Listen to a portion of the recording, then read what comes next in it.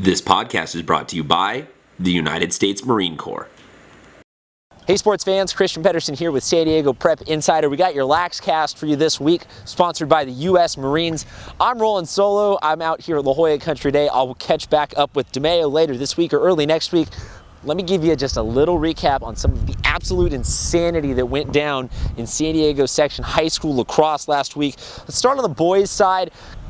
Got Torrey Pines beat St. Margaret's, La Jolla Country Day, or La Costa Canyon beats Foothills. So a couple of major schools on that upper echelon beating out-of-county powerhouses. Always interesting to talk about how San Diego's being put on that national rep, and DeMeo, I'm sure, would have a field day with that. But what I want to get at really is this.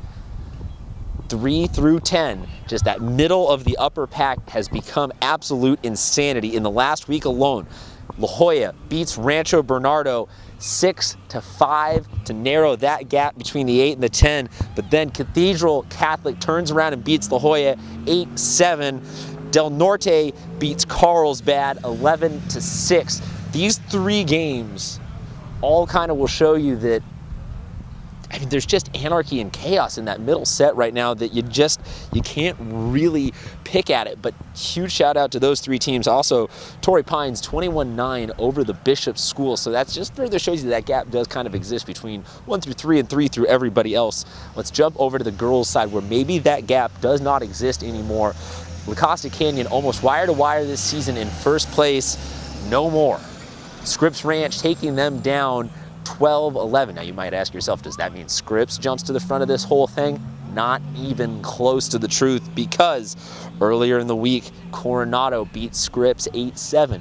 Just showing you that there is no sequential leapfrogging of this thing, because that doesn't move Nado to the front. They've had a couple of losses, including directly to LCC, so everyone is in this weird triangle right now. So even with the loss, LCC might retain that #1 ranking in the county, but it comes with almost a feeling of 1A, 1B between them and Torrey Pines, with La Jolla maybe at 1C, and you could even make a case for, using some sort of mathematics, that Scripps is still in that mix. Open division seeding is going to be very, very interesting, because this could be a 6-horse race before it's all said and done.